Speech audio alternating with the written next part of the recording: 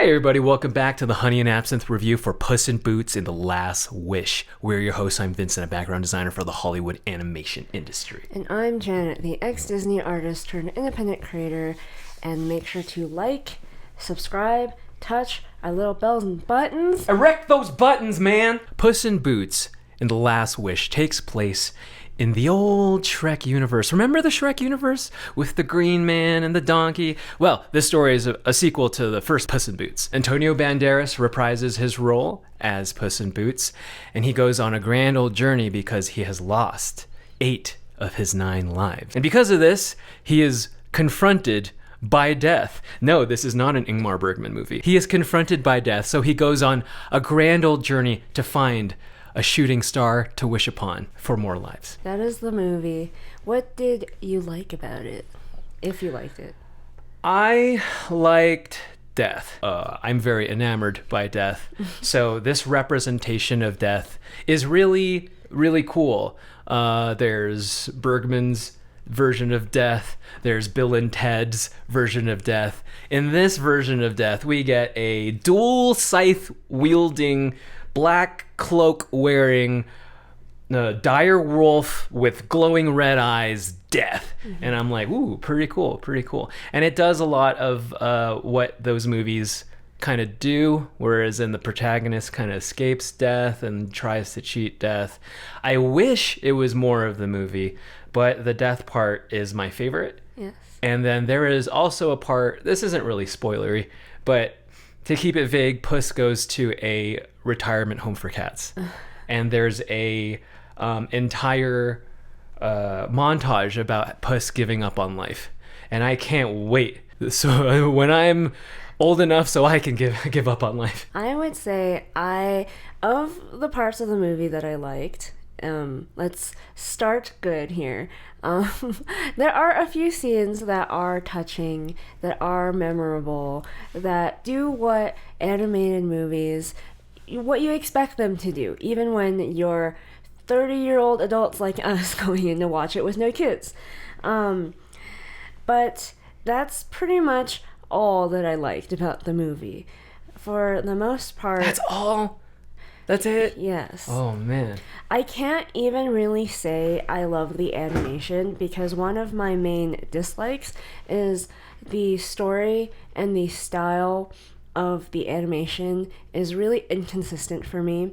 The story, even though I say it has some moments that are nice and, pull out your heartstrings, most of the movie, though, does not do it. In fact, I feel like this movie talks down to its audience and talks down to children in a way that adults will have a hard time enjoying with their family. Just saying, the animated movies we grew up with, they didn't talk down to us. They respected us. They thought we were smart little 9-year-olds. Yes. I feel like the people who made this movie are way too... What is it? Helicopter parenty, way too not trusting enough that kids will get the themes of death and family. It's disappointing because I've seen even other animated movies like Coco get pretty deep with the theme of death, and I feel like this movie, no pun intended, was pussyfooting with the theme of death. Yes. I also feel that way about the style that the animated movie was animated in. It has this 2D, 3D combination style that I wasn't really expecting for this Puss in Boots because the other Puss in Boots movie I've watched was just the typical 3D style. What I find really interesting about Puss in Boots: The Last Wish, as opposed to the last Puss in Boots, the last Puss in Boots felt more like old school Shrek, yes. DreamWorks, and this one was kind of flirting with like, oh, let's like push the style and stuff. I think it was unsuccessful. Yes. I did not find the style awe-inspiring. It felt like they took raw models and got like Liquitex paint and then kind of like textures and stuff, but not like realistic textures. These like, almost painterly textures. I would call the style like CG impasto, where like the fur is like super thick and the grains on the wood is overtly thick, not realistic at all. And that is a look, but then when my eyes are used to DreamWorks flexing how realistic everything looks, I look at this style and go like, this feels like a step backwards. Yes. And also the animation style, when the characters move faster than running speed, they do this intentional, stuttery, Berserk 2017 Low frame rate look. That I don't know what the design choice is, what the reasoning, what the logic is for that. I really don't understand, other than some producer at DreamWorks saw Spider-Man. Right. What Spider-Man was Into the Spider-Verse, and was like, we need that. That's what makes that movie special. So they shoehorned this strange, stuttery action style, and I also think it's a step backwards. Yes, because I mean, Spider-Man came out 4 years ago. We're watching this movie 4 years later, and it's copying that style, in my opinion, for no good reason. Yeah, you tell me what it's for. Like, I thought Spider-Man was like that because of its limitation. Yeah. I thought, like, hardware limitation, or I thought maybe, like, there's this strange nod to, like, how stuttery stop motion can be. Right. But man, like, there's some stop motion scenes that are 10 times smoother than some of these action scenes in Puss in Boots. Yeah. Stop motion is like that back in the day, like Wallace and Gromit, for a reason, for limitation reasons. But like now, stop motion doesn't look like that. But I mean, I would assume, look at like Del Toro's Pinocchio or any of the Leica stuff, it doesn't look that stuttery at all. It feels like these toys are alive. Man. Yeah, like we have programs now where you can animate at the proper 24 frames per like, it doesn't make any sense for it to have that, other than you're purposefully lowering the frame rate. So yeah, the style is inconsistent. It feels like we should have progressed at least 4 years beyond Spider-Man into the Spider-Verse. And it also just doesn't make sense stylistically why you chose to do that with this movie in particular. Other than, it seems like with, I think, Bad Guys, DreamWorks has been tinkering. I mean, even when I was in like DreamWorks TV, they have this technology to do this 2D CG thing. Oh right, I forgot to mention that all of the effects like water and fire and smoke look more 2D animated. Yeah. So they're like attempting to break the boundaries and do something different. I just don't think it was very thought out or cohesive or serves a story. It seems just purely for aesthetics and trying to fit in. Yes. Is what it felt like. Trying to do something different from what they've been doing, the whole like hyper textured stuff they've been doing, and everyone, honestly, even Pixar has been doing for a long time now. So I have a lot of issues with the animation style, but also there are just too many characters in this movie, and it causes a lot of confusion story-wise, and at the end of the day, boredom. An animated movie should not be boring.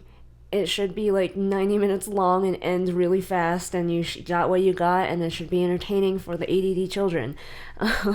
But because there's so many characters, the story is forced to try to develop and have convincing closure and arcs too by the end of the movie. No one character gets enough time, and it just makes me not care, really. Like, none of the characters get enough time. We don't get enough time with them to really care about what, like, them getting what they want or didn't get what they want at the end of the movie. So Janet Chan, if this were a classroom assignment and you were to give this movie a score, what would you give it?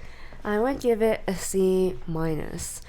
I rate it pretty low, and because I judge animated movies in its own category of animated movies. I go, should children go see it? Should families go see it? Should we, 30-year-old adults, childrenless adults, go see it?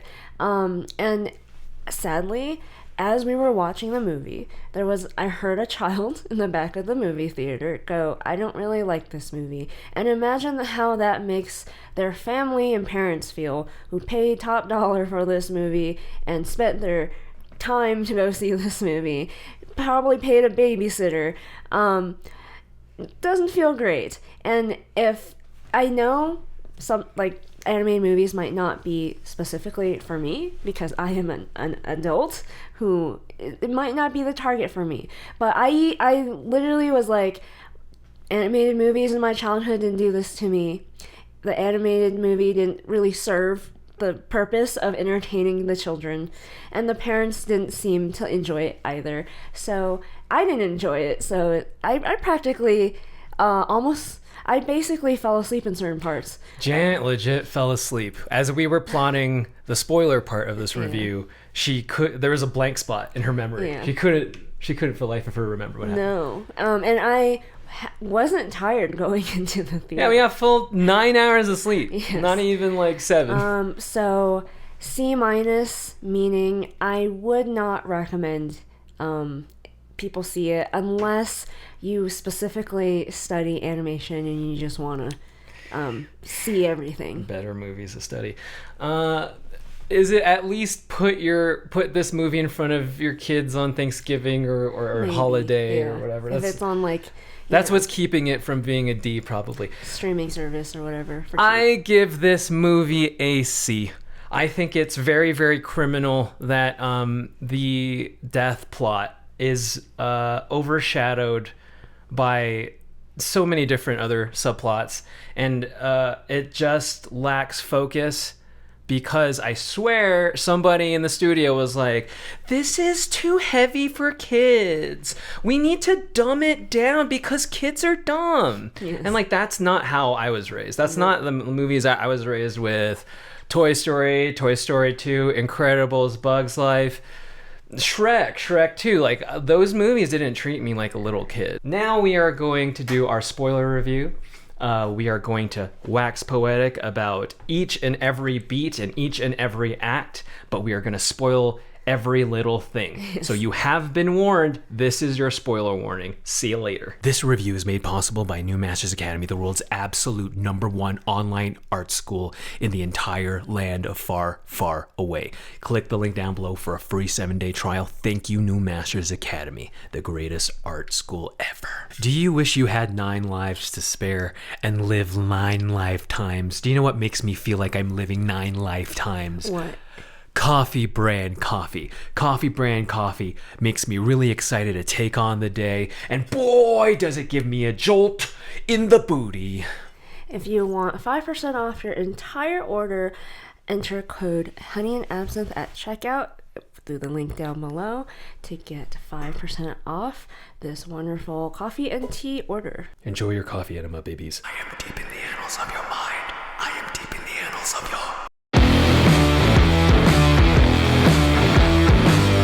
Hey everybody, welcome back to our review of Puss in Boots: The Last Wish. This is officially the spoiler part of the review. You have been warned once again.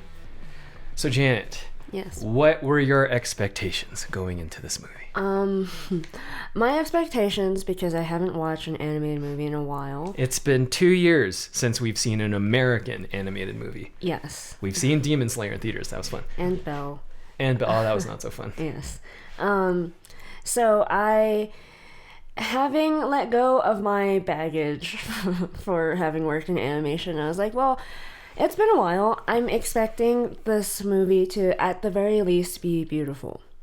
I'm expecting the animation to blow me away. I'm expecting us to have gotten progressed a little bit since the last time I've seen it. Maybe, I don't know what exactly, but just I've seen a lot of 2D 3D mix. I've seen a lot of impressive, like we just watched Avatar. I'm expecting something to further the technology of what I or the artistry at least. And I was expecting the movie to not be boring, because the last thing you expect from an animated movie is to be boring. It's typically 90 minutes. It's very short, the shortest length for a feature typically. And if an animated movie is boring, that is not a good sign for your animated movie. So I, at the very least, wanted to be mildly entertained. So my expectations were fairly low. That's all I really wanted. What were your expectations? My expectations were at the very least return back to the Shrek world. It's been a long time. You and I grew up with the Shrek movies, 1 and 2. Hey now, you were an all-star, and he's like taking a shower and then washing his mouth with mud. Oh, good times. And what I loved about Shrek growing up was it felt like a naughty kids movie. When I would watch a Pixar movie, it would always be so wholesome and so perfect. Disney was non-existent at this time. They were like just in the gutter. But DreamWorks was always that one where like they would always get a little edgy and always like tell a joke that like I would worry that my parents would be upset by and never take me to see a movie ever. I expected sort of a subversive tale on the tales that we grew up with. I also liked the first Puss in Boots. I vaguely remember a lot of it. I'm not sure if it's my like me about to graduate art center with like rosy lenses and watching a movie and going gaga, oh, this is great. But like I did remember watching the first movie going like, hey, I really like that. That was fun.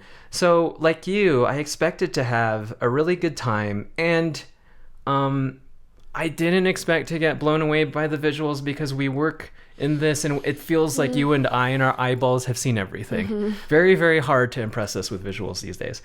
But I at least wanted to be relieved of my suffering of living. I wanted to be entertained. You said you expected Puss to die. Oh, yes, because there's this IGN article that was like comparing Puss in Boots: The Last Wish to Logan. I was like, what are you saying? I guess it's like beat for beat Logan. Is that what you're trying to say? And I was watching the movie and I was like, it's nothing like that. Like, I don't know what they're thinking over there, but that was there was that comparison. It's not worth it. But like, you set up that expectation, you compare it to Logan. What do you think I'm gonna think about Puss in Boots? It kind of does the Puss in Boots movie a disservice to compare it to that, because briefly explain the premise of Logan, of what kind of story it is. Logan is a modern Western where a protagonist and his basically his dad he has to care for go on an adventure with this surrogate daughter he discovers, and basically redeems himself and gets redemption through this story. But ultimately, through his redemption, he dies. Yes, it's basically Bicycle Thieves' parent and child story. Bicycle Thieves, Western, and X-Men. You get Logan. And every type of Bicycle Thieves story, from like Pursuit of Happiness to Wreck-It Ralph. Yeah. The main character, typically the midlife crisis main character, goes through either death of some sort, death of ego, death of whatever. So like when you compare it to Logan, when you compare Puss in Boots to Logan, you're specifically saying this is a Bicycle Thieves type story where the main character is probably going to die. So it kind of set up bad expectations for you. For anyone who read that tweet, I think that was a bad comparison. Bad. I think they put that in like the summary of their review. Yeah. And it gave me all the wrong expectations for this movie. So thanks, IGN. Because you told me that if it's going to be anything like Logan, Puss is supposed to die, I was like, well, even if he's supposed to die in that type of character arc movie, he's probably not going to, because this is an animated movie in 2022 and people who are making these movies don't have the balls to do that anymore. They really don't. It's sad. Like the stuff that they did, like the first, it's criminally overrated, I think, at this point. But like the first 7 minutes of Up, producers would be too afraid to pull something like that off these days. Yeah. It would have surprised me if they actually went all the way and like killed off Puss, but of course they're not gonna do that. They didn't even flesh out this story with death properly. It's like I can't wait to just rag on that part. Ooh. So those are our expectations. Pretty low. Oh, so pretty low. Reasonable in my opinion.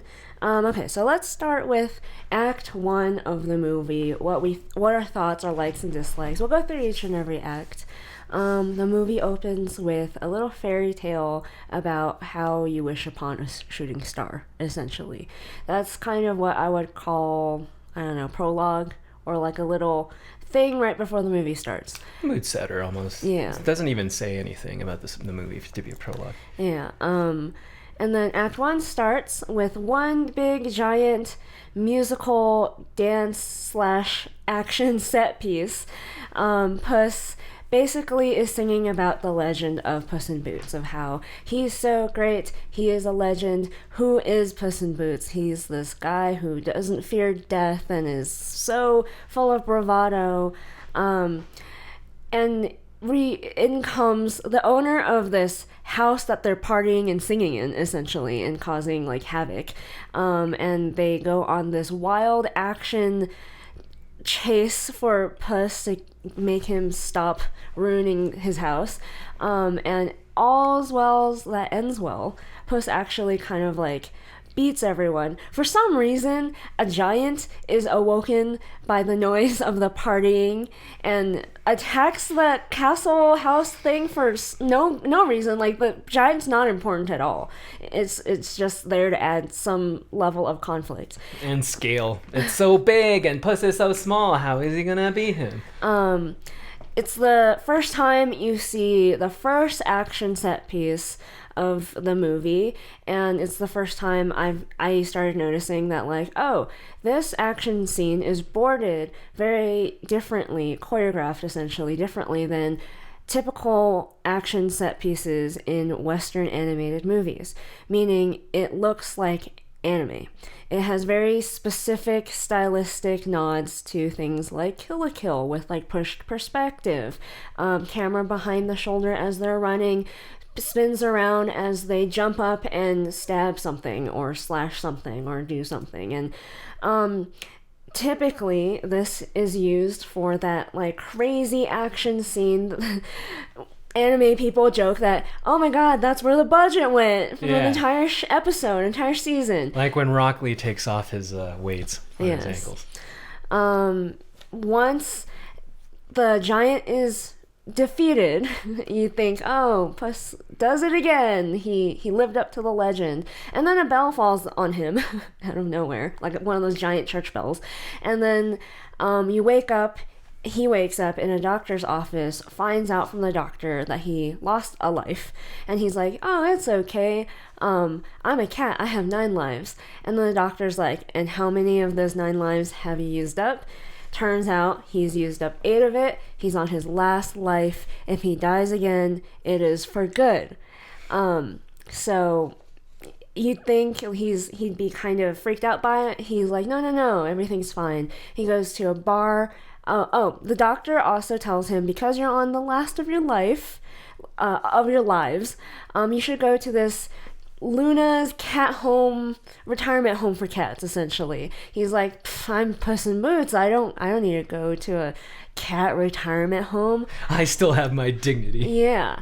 So he goes to a bar and is basically like, I'm never giving up the life. And then he's confronted by this wolf who is revealed to be death incarnate. And it's the first time Puss feels fear. For the first time ever in his life, I guess. So he runs away instead of doing the typical Puss in Boots thing and like fights death bravely. He runs away. So when he runs from death, he goes like, okay, well, I think this is legit it for me. That thing, death, like I said, has 2 sides. I have my little toothpick, like little sword. There's no way I can do that with just 1 life. So Puss makes a journey to the retirement home for cats, and then he basically says goodbye to his heroic self and buries the boots and the cape and the hat and the toothpick sword, and goes on a whole thing about like, well, you know, it was good while it lasted, basically. And then he goes into the retirement home, and then he spends a good few, I don't know, almost like a lifetime, slowing down, eating with the cats, learning how to use a kitty litter. And then by the time this really hilarious, montage is over, Puss meets this character named Perito. which is a Chihuahua dog. Chihuahua. Pretending to be a cat.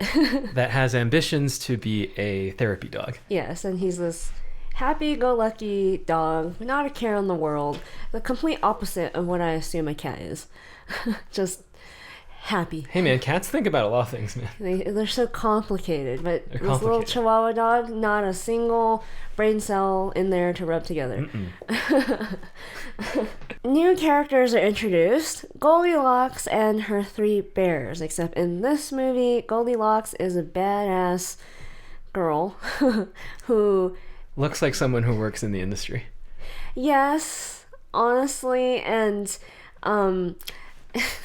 she almost seems like a mix between the princess from Brave and the main girl character in Crudes, because she rides on top of the bears and they are her family slash pets almost to like sick on their enemies. Oh, you mean like when Emma Stone rides the tiger thing? Yeah, exactly. I see. She moves a little bit like that character, like Emma Stone's character in Crudes.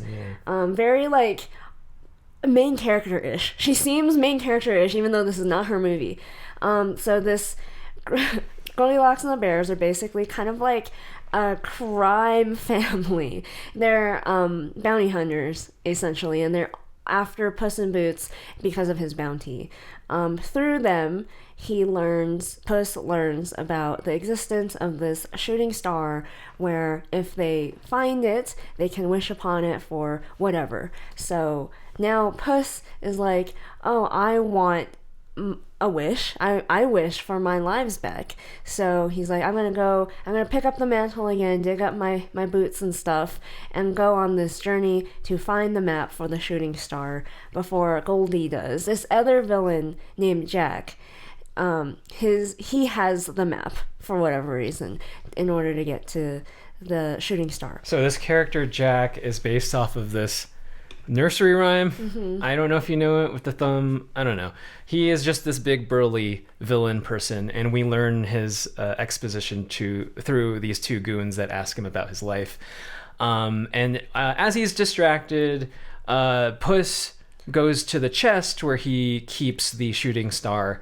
But none of these characters know that Goldilocks and her 3 bears are also on the pursuit, right there on their tail. So when Puss opens the thing and gets the scroll with the shooting star wish thing, 2 blue eyes come out from the shadow of the door of the chest, and it turns out it's Kitty Softpaws from the first movie.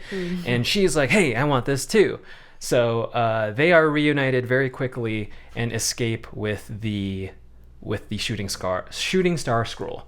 Right. It's not a literal shooting star. It's like this scroll that you kind of ask it stuff. It's like an 8-ball scroll shooting star. Yes. You know what I mean? It's just the map to bring you to the actual shooting star so you can wish, I guess. Right. So they get to the forest, and that's end of Act 1. Basically all the characters are introduced by now, and the most people's wants, which is just the shooting star.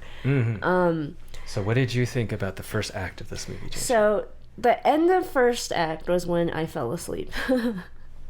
I was in a weird haze at the end of it. So I remember some of it, I don't remember what other parts of it, and I just found it really, really tiresome and boring up until you meet death for the first time. Like I said about the first action set piece, something that I knew immediately after I saw it was like, whoa, you're pulling out all the stops here. Typically in anime, when you do something like this, or even in Western animation, it's treated a little bit differently, but the purpose is the same. You want to energize the audience, and you want to get them straight into the story, and you want them to get excited, but you don't want to get blow your load. Essentially, you don't want to do the craziest, most beautiful scene ever. You gotta be strategic here. Yeah, because right? If you're gonna have a big old set piece, maybe that should be in the climax, yes, not in the beginning of the movie. Yes.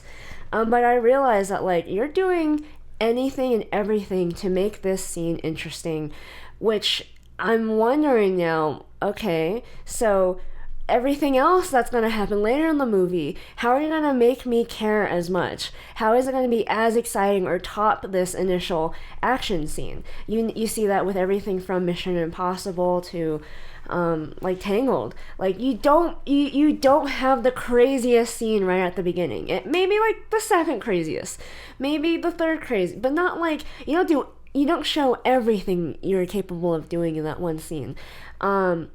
The reason why I bring this up is like this type of action set piece happens in Act 2 several times, like more than once, and then it happens again in Act 3, and then it ends up, as we were plotting this out, we were getting different action fight scenes confused with each other, which means like none of it was actually very memorable. I can't tell you specifically any one thing that happened in each of the scenes that made it particularly important for me to remember.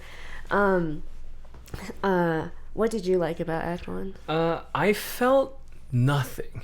I felt like my body was covered in icy hot, and I was numb for all of the beginning of the movie until we go to the bar and until we are introduced to death.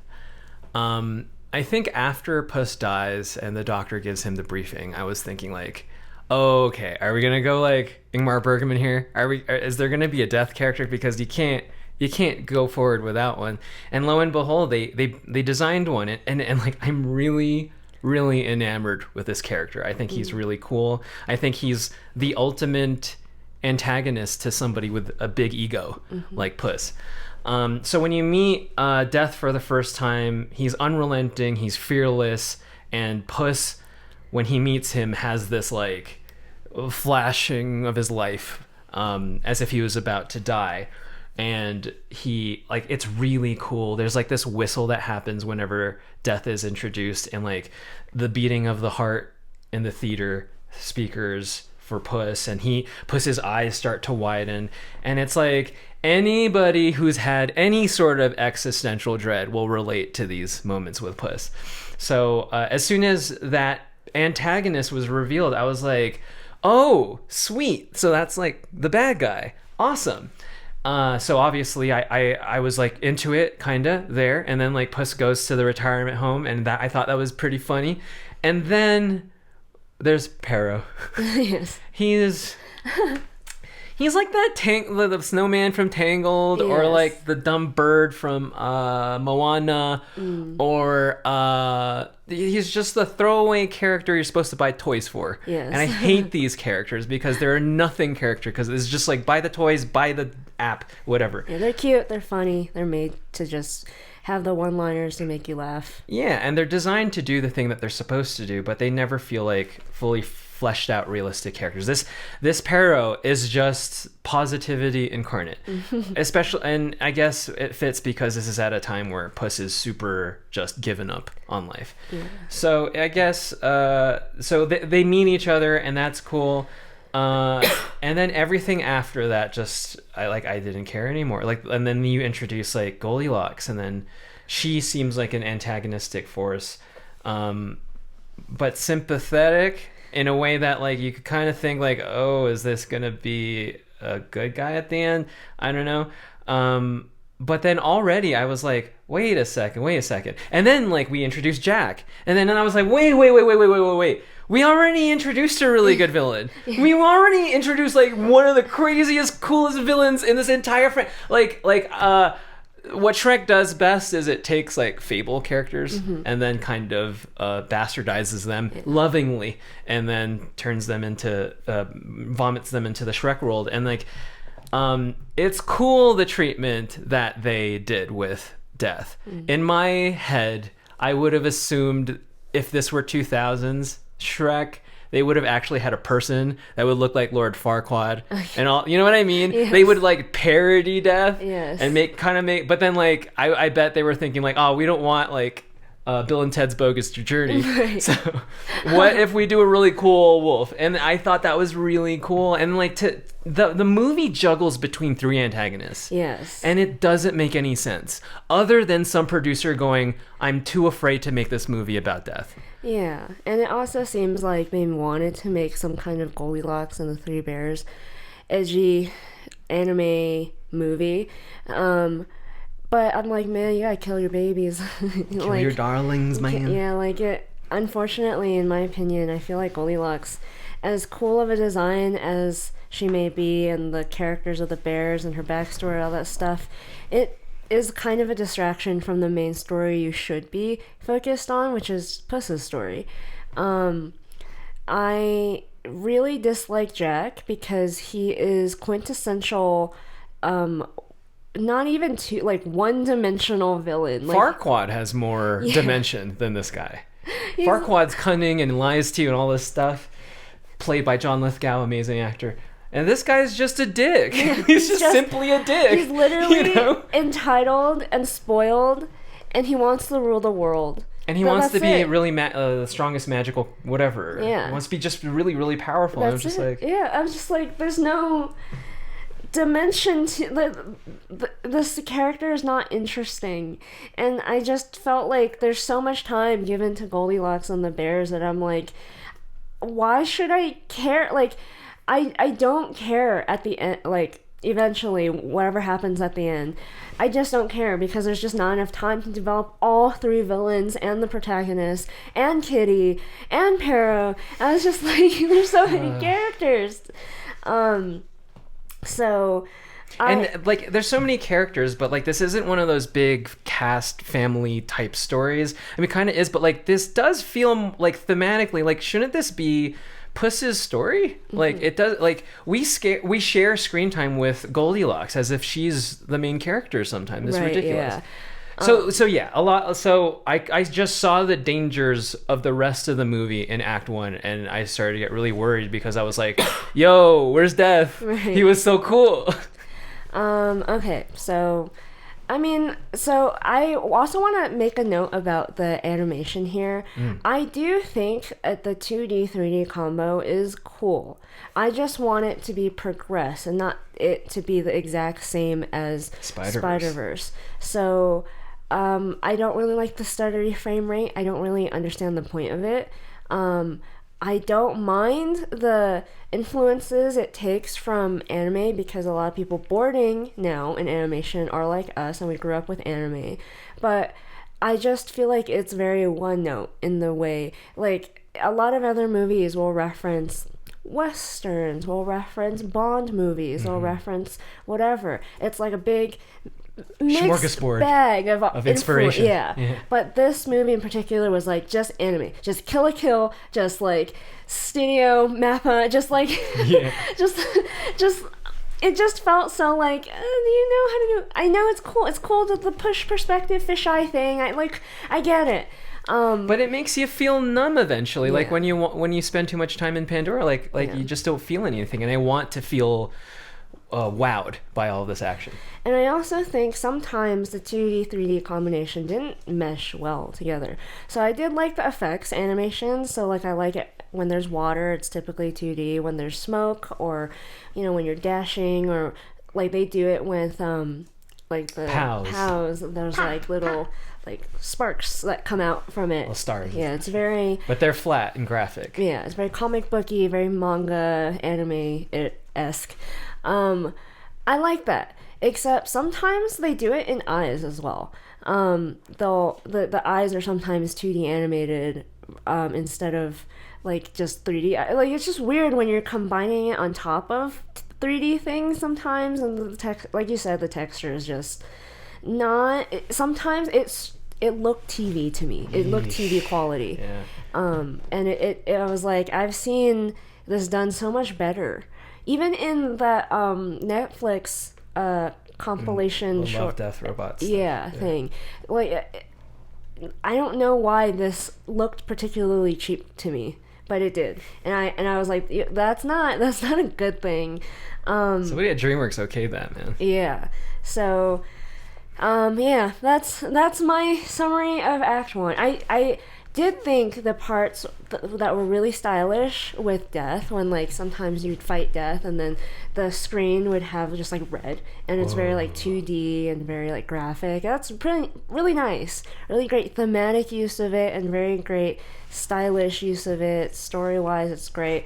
It was just done really well. Every scene with death, and I'm just confused by every other scene that is not about puss and death. As much as like Paro's just easy, for a little girl and someone like me to be like, oh, that's so cute, but like the like intellectual part of my brain is like, yeah, it's like the snowman in Frozen. Like it's a little bit annoying that every animated movie needs to have this character to, I don't know, make little kids go like, oh, that's so cute, or What a plushie. Yeah. Okay, so Act Two. Act 2, let me take this. Oh my god, are we gonna go to the store and see this pair of plushies? I don't think so, man. I don't think so. I don't think so. They put this movie out of pasture. This really... What's the function of this movie? It's to set up Shrek. Yeah, that's it.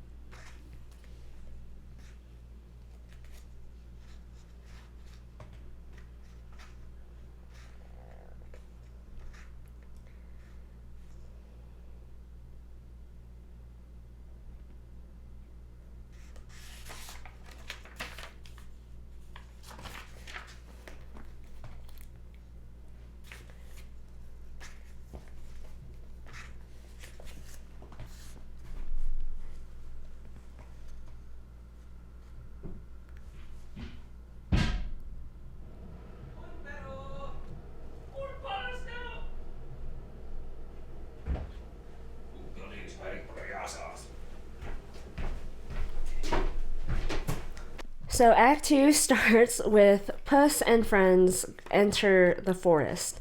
They enter the dark forest, which at first is like typical expected dark forest of a fairy tale. Then it transforms depending on who's touching and holding the map. So when Puss is holding the map, it's like kind of dangerous, adventurous. When Kitty is holding the map, it's like swampy and witchy, and like a different version of the same thing. Yeah, it's just as dangerous. Yeah, and then when Pero holds the map, it's like happy, sunshine, and roses. It's like rainbows everywhere and stuff. It's colorful.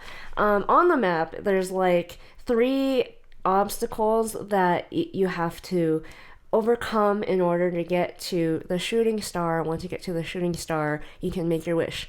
So since all the other options seemed really scary, they decided to go with Para's holding the map, because it's like roses and just sunshine and rainbows.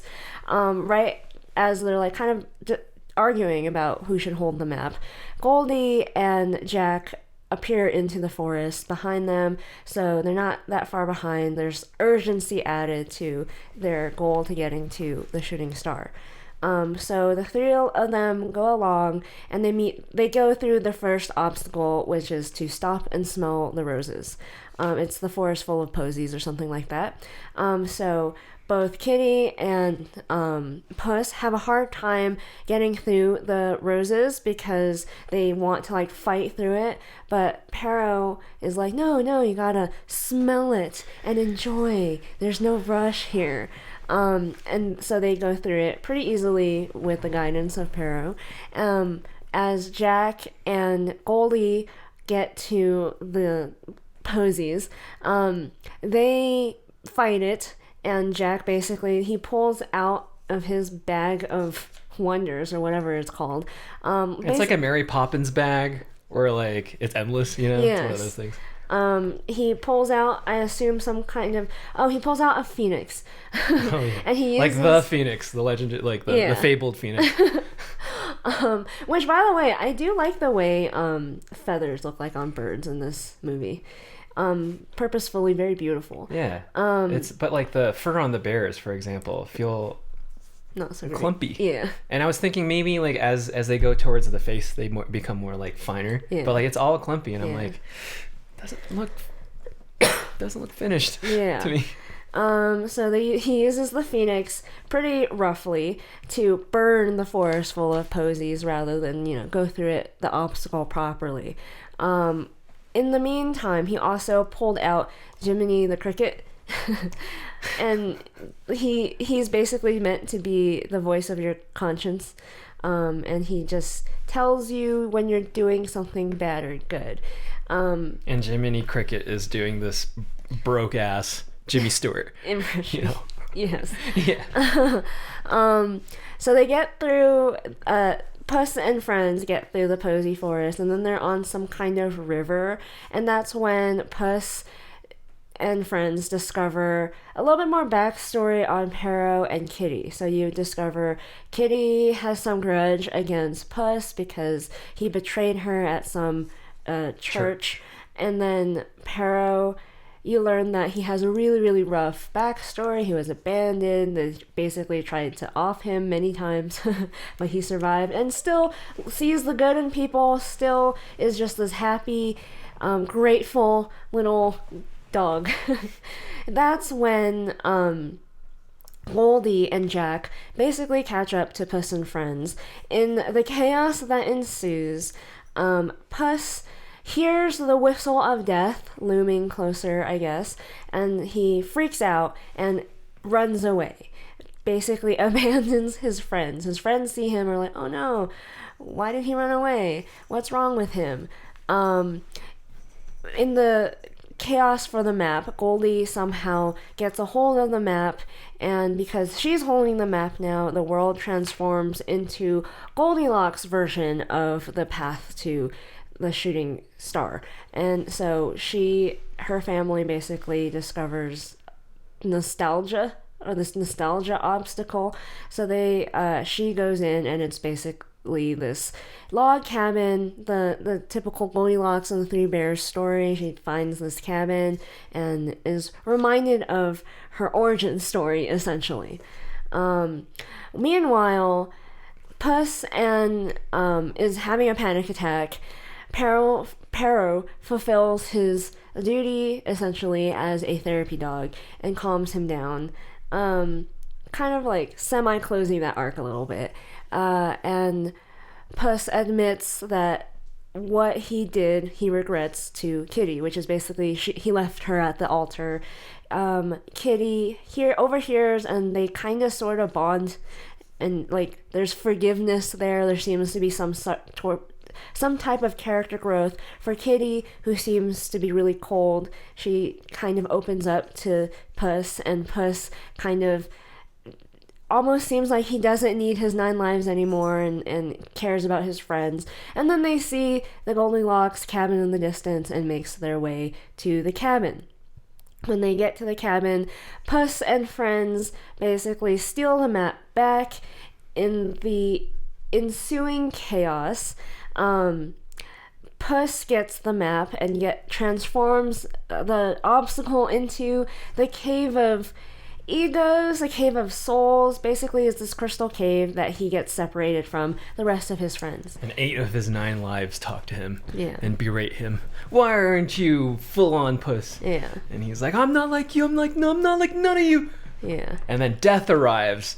Oh, and always his entrances are super epic, and he basically just like crushes each version of himself, each life, because he's seeing this through this like crystal thing, right? Mm-hmm. Each it's like Evangelion. Yes. Yes. Each of them have like their own. Each of his 9 lives have 8 lives have a crystal. So death basically destroys each of them, and then basically it's like, you're next, and then Puss freaks out, runs away out of the cave of ego, and then he is seen running away by his friends. Mm-hmm. And his friends are like, hey, Puss is pulling the Puss thing that he did with you, Kitty Softpaws. So he's running towards the shooting star now that there are no obstacles in the way. So Puss and Pero basically chase after Kitty and Pero chase after Puss. Meanwhile, you learn kind of like in a weird kind of desperate way that Goldie, what her wish is, and it's that she wants her OG family again, not her bear family, and it like hurts the bear family, but they're like, "What, your family? We care about you, so we'll get you your wish," even though it's not to be with us. Yeah, Jack, he basically uses his henchmen and sacrifices them so that he can cross some bridge in order to get to where he needs to be. It's just a really convenient way to kind of get rid of all the henchmen. He has some dialogue with Jimmy, but it doesn't go anywhere. You just find out Jack is who he is, and Jimmy's just appalled that like there's no good inside of you. Yes. I'm like, oh, okay, I guess. All right. I knew that from the get-go. That this guy's just a bad guy, and he's not gonna have any sort redeeming of character arc yeah. here. Gotcha. So when they get to the shooting star, that's end of Act 2. Oh, what did you think of Act 2? It was a mess. Yes. Because like I was trying to plot this out with you, and I was having a hard time keeping up with which action scene was which. Yeah. Yeah, I think this is the messiest act, and it's the act where I don't feel much other than I'm just going along with them and their shenanigans in each place. And like what I thought was interesting was like, and I bet this was part of the original boarding of the story, that it seems as though there was this entire kind of trial that represents life thing going on. So like first you get the stop and smell the posies, and then just like all the villains, both the cats are hesitant to this. They don't like this, but then Perro's like, hey man, you gotta just enjoy life. Stop and smell the roses, everybody. And they begrudgingly do it, and then, you know, they go on to the next thing. Sort of like, and I thought this was going to be like in the second act, like a trial, and Kitty and the rest of the characters learn about themselves and life and how to live life properly. But then that was the only time it kind of did that, and then it straight up goes off the rails after that. Like, I have no idea what the hell they were thinking. I have no idea why we needed to share this act with Goldilocks, as if I give a shit. You know what I mean? About her. I give a shit about Puss in Death, dude. So even though this is the worst act, it has my favorite scene. And it's not the scene where like Puss is running, but like after he runs away from death, he is essentially having a panic attack on like lying on the tree, and like he's like freaking out.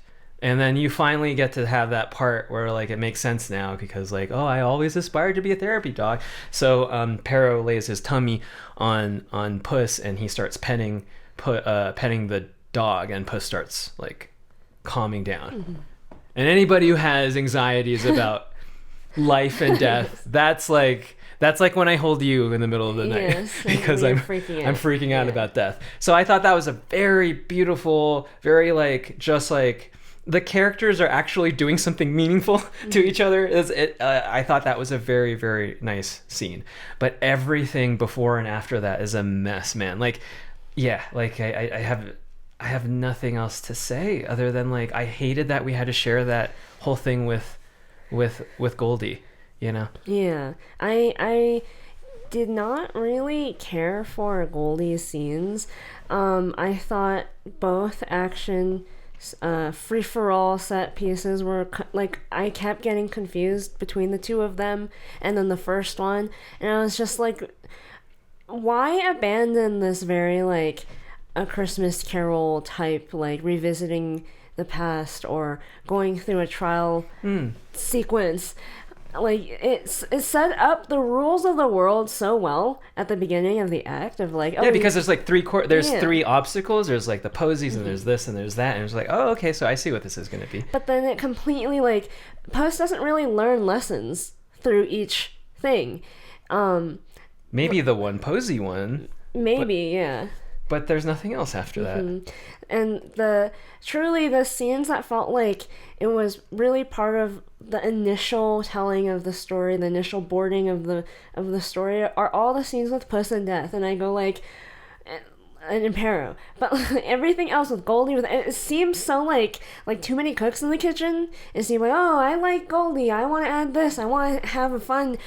My niece won't like this death stuff, so we gotta have Goldilocks in this movie. So yeah, that's about it. Like, even though so much happens in Act 2, it's so forgettable, and I don't care for a lot of it. I don't even really care. They try to make Kitty to be a very two-dimensional, strong woman character in this movie. And my problem with that is not that I have a problem with strong women characters. I like strong women characters. But the idea of her, and her problems with loneliness and her trust issues and all this stuff, and then they always have to be so pointed with the like, well, whenever they fight, Kitty has to be the one that saves the day. Kitty has to be the strong one. Kitty has to be the one that like leads the dance rather than Puss leading the dance, because it's like reversing gender roles. And I'm just like, there are ways. So novel in 2022. I just feel like there are ways to show a woman being strong without literally just being better than the man. And it just felt so like shallow the way they depicted her trying to be strong, and it just felt so out of place in this movie about Puss. Yeah, that's all I have to say about Act 2. I didn't like anything in Act 2 at all, except, like you said, the little therapy scene. That was a nice little scene. That was a nice little scene. Okay, so we're in Act 3. Puss arrives at the shooting star, right? So he is about to make his wish to basically have his 9 lives back, his mojo back, his testosterone back. Literally, like, yeah. Yeah. And then he is apprehended by Kitty and Pero, and then Kitty and Puss have this scene about, hey, oh yeah, we forgot to say, it is revealed that like it wasn't a heist that Puss wronged Soft Paws with. It's assumed to be, it's teased to be, but then it's not that. They were actually going to get married. And Puss left. But also Kitty left. Well, yeah. So we learn Kitty's want. She yells at Puss, going like, "All I really wanted was someone I could trust, man. And I thought you could be that person." And they have this whole like beginning of third act conflict. And then the other characters, am I missing anything? That's pretty much it, right? Yeah. The other characters come in, and then they basically scoot themselves to each corner of the star. And there's a very Sergio Leone, and then close up of the eyes. Yeah. Because of course it's Puss in Boots. Yeah. And then the people at DreamWorks play too much Super Smash Brothers, man. And then the people at DreamWorks play too much Super Smash Brothers that the star ends up being an arena that floats up from the ground into the sky. Yes. Like Final Destination in Super Smash Brothers Melee. And lo and behold, they fight in a free-for-all melee like Super Smash Brothers Melee. And if you go out of the star, you die. Just like, if you go out of the arena, you die. Just like Super Smash Brothers Melee. So I thought that was like, man, I guess a platform is an exciting place for an action set piece for your climax, I guess. So they fight. Yes. In the fight, Goldie is almost about to get a wish, but she chooses to save her family, who are basically falling out of the arena almost, instead of wishing on her wish. So that kind of closes that character arc. Jack is about to get his wish, but he's distracted by Pero, and they finish off this joke that was set up throughout the movie of like the cats can do those big eye I'm cute thing, and then Pero's like, I want to learn how to do that. But he like almost hemorrhages himself trying to do it. Yes, but he does it at the end. And then Jack's like, I'm dead inside. You can't affect me with that. And then he was distracted by Pero doing that. So Kitty basically kicks him into his own bag, and he is basically eliminated for a while. So now Puss gets to have his wish, but like his friends are kind of disappointed in him. And then the final showdown with Death. Death shows up, and the old whistle happens. Yeah, he brings his sword back to him, and is like, pick up the sword. It's very phallic. Yes. And fight me, or be a coward. Choose. Be a man. Yeah. Show me how much of a man you are. So, erect that sword. But that's what it is. Yeah, he loses his mojo. And he gets it back. Like the beginning of the movie, his life flashes before his eyes, but instead of his previous lives of like Ego and the legend of Puss, his single life that he was living throughout this movie with his friends and the love of family. Oh, family! Even though this isn't really a movie that's supposed to be about family, but it's about family. He thinks about them, and he's like, I am not afraid anymore. I have my one life, and that's fine. I have my mojo back. He picks up the sword, and like a big fight scene happens with Death, and then Death essentially gets bored and is like, I wasn't expecting to fight I wanted to like fight a coward and like make you like cry and take your life that way, but like I wasn't expecting to fight strong Puss. So yeah, the choice bye-bye. of doing that was so lazy and convenient. Sorry, we'll do that in the Act 3 analysis. Sorry, it was just so disappointing. You was this cool character that you just squandered, DreamWorks. God, I should have known after seeing Dragons 2 that you would pull bullshit like this. Yeah. But like, yeah, Death basically, I'm bored. You live to see another day. But I'll come back for you one day. So he leaves, and then Jack comes out of the bag after eating the cookie that makes him really big. But then Puss, Kitty, and Jimmy comes back with the Phoenix to get back at Jack, and and Goldie, they all don't really want the wish anymore because they like accomplished their want and need. They finished their arc, and then they tear the map into pieces, burn it up, and then because the map is gone, the arena basically collapses. Jack, because he's so big, literally his ego, he is so big, he falls he falls into the arena. I guess he dies, and then everyone else escapes and like happily ever after. The epilogue is basically Team Friendship sails into the distance towards a land far, far away, teasing at the next Shrek movie because the theme plays.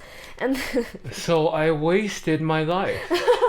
This is one big advertisement for the next Shrek movie. Yes. I've wasted my life. Yes.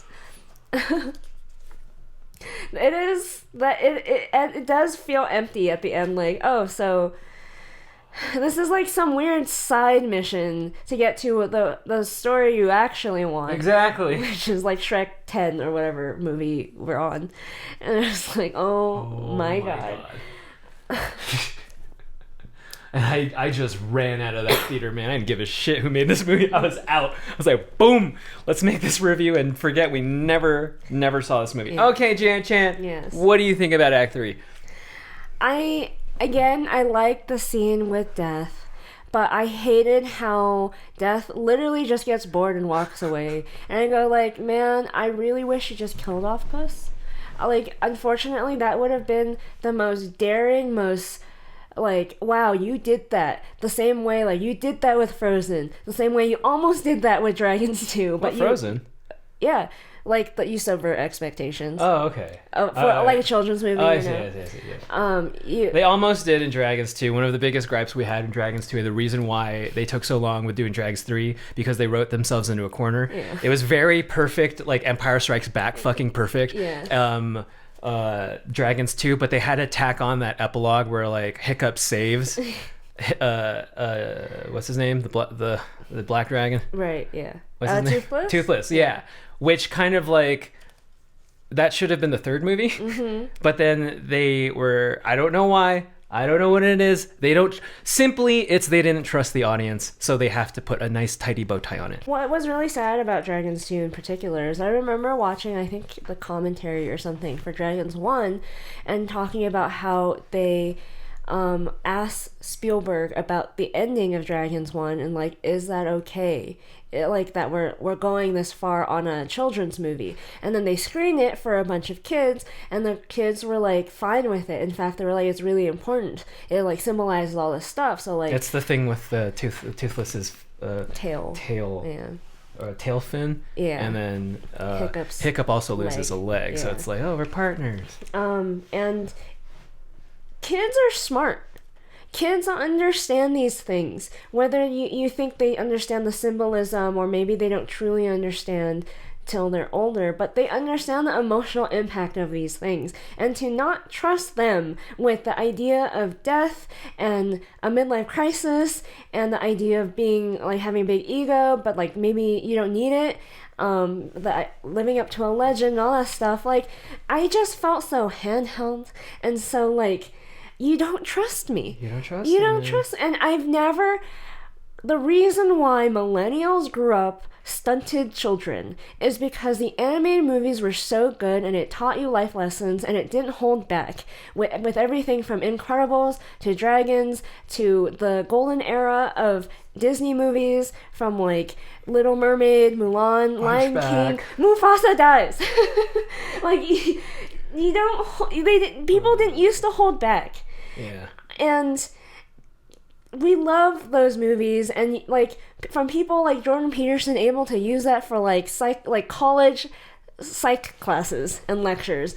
Like now you can't do that with Puss in Boots. At the very end of the movie, it did the Disney thing where like it's about family, and I was like, this movie is not about family.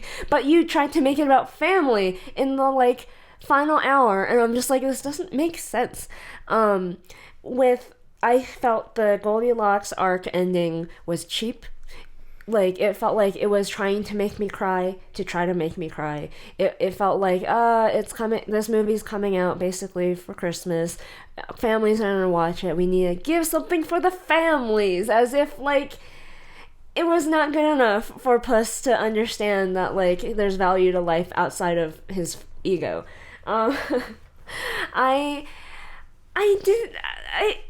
At the end, Jack was Jack. Like, he has no character arc. It just seemed like a whole big distraction. It's just bad jokes all around. I just felt very lacking at the end.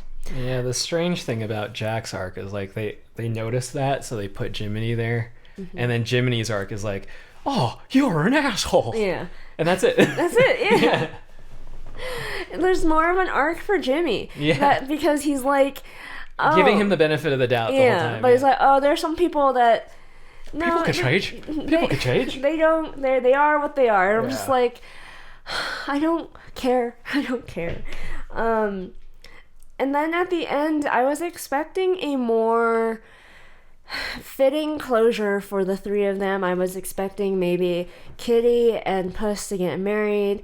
I was... Wow, yeah. Yeah. So, like, you know, you fulfill that, you know, want.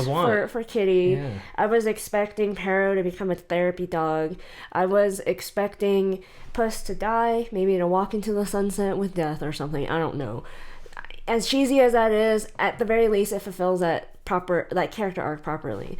But no, they have a very, like, pirate-themed thing where they're on the boat and they have to escape some kind of mischievous thing they did, and then they're going off towards wherever Shrek is, I guess. And then it's just like, and this I feel I feel empty. I feel empty. I feel empty. Yeah, they so like Death says, "Oh, we'll meet again," and I'm like, "Oh, I hope, I hope you have the guts to do that." But when Jack comes out of the bag and there's a big fight, I assume that like, oh, so then this is when Puss dies, and then Death comes back, and I was like, oh, so soon or whatever, like just something interesting. But no, it's just another battle, but this time. Goldie and the cats are together on it, so they kill Jack, and it's like, okay, I really thought the high point was like Puss fighting Death. I didn't really think we needed this extra fight for Jack, but I guess. And then what was the feeling that I felt when the reveal for Far, Far Away land? It was like, I think it was, fuck this, I'm going home and I'm watching The Sopranos. I think that's what when I saw Puss and like there's this grand reveal shot of like Puss going, oh, all right, and like forward sail, we're going to our new adventure, and then reveal of Far, Far Away and the kingdom from the first 3 movies, and then I just went, I can't believe this. Yes. This is one big advertisement for that movie that none of you know if the Shrek brand is still strong. I know you don't know. That's why you made this movie, to check. Right. So when everything became very clear that this movie wasn't even about being a good movie, it was about being a very shallow, like almost Marvel shallow attempt at creating a universe, I was like, I'm going home. I'm watching The Sopranos. I also didn't like how Far, Far Away was in the Hollywood sign type. It was there though. That's in the second Shrek. Oh, yeah. Okay. That's canon. Oh God, yeah. I can point to a lot of other animated movies that don't talk down to its audience like this, that don't feel as confusing and disjointed and consistent. By the time the final climactic fight with Death happened, the only cool thing that happened was when Puss pulls out his little potato knife that Kitty gives him, because throughout the story he didn't have his typical sword. It's almost like a wink and a nod, like, size doesn't. Yeah. Oh, it's so clever, guys. I know. You're so clever. So clever. And like, you're probably wondering, like, oh, you're being so harsh. Why don't you give it a D or an F? It's because I recognize that like my gripes are very, very specific. Yes. And I'm really triggered because I grew up in an age where I thought movies were better than this. Yes. Especially animated ones. But you know, people's tastes. I mean, like there were some laughs from the kids. I felt more laughs from the adults Oy. than the kids. And that, like I said, the fight scene at the end, it's not impactful because you blew your load like 3 other times in the exact same way. Like, there's nothing interesting new that you added except for the little knife thing. And then I was like, and then you end it in the most anticlimactic way of like, Death goes, I'm bored. And then I go like, I am also bored, and I also want to walk away from this movie. And yeah, the reason why I give it a C-, it's, to me, a D is like, don't watch this, don't waste your time. A D is Violent Night. Yes. I just wanted to disappear. Yes. Like, I remember I was like, oh God, I wanted to fall asleep, but I didn't want to because I was desperately like, I don't fall asleep in the theaters, and I look over to you and you were already asleep. That's a D movie. Yeah, a C movie is like, it has a lot of problems, but there are some redeeming qualities. It's like a C- for me. It might be for someone. It is definitely not for me. It wasn't even for the kids in the theater. It might be for someone who's like a diehard show for animation, I guess. But it was a rough watch, very educational, I guess. Like, okay, so what do you think about watching an American animated movie after 2 years of not watching it? I immediately thought, this is why all the kids are watching anime instead of your hot garbage. I was like, if you talk down to the children like this, it's no wonder they're watching Demon Slayer, My Hero, and Chainsaw Man. Like, their action scenes are better, their emotional scenes are better. The arcs are better? Like, the designs are better. Yeah, like, simply, anime is doing what Western animation used to do. And if you keep doing this, I don't feel bad that, like, Crunchyroll is eating your lunch. Yeah. And that, like, Disney has to go to, like, Studio Ghibli to try to make Baby Yoda relevant. Like, Disney has to, literally, they're licensing and making anime instead of making animation here. Like, What happened to all those Caloris grads, man? Yeah, exactly. Like, I saw that news and I was like, oh boy, that does not look good for Western animation. And, like, I don't feel bad because I'm watching this and I'm like, don't. And then we watched Spy Family and, like, my belly hurts from laughing. I adore those characters. The arcs are written well. It doesn't make, I don't feel like you think I'm stupid. Yeah. And I just go like, oh, no wonder.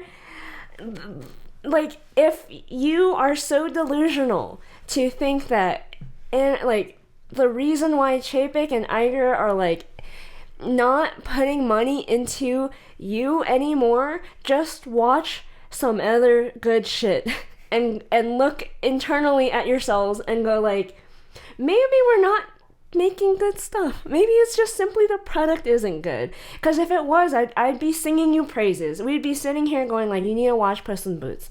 Instead, I'm like upset and I feel like I wasted my life. Yeah. But hopefully we helped you not waste your life.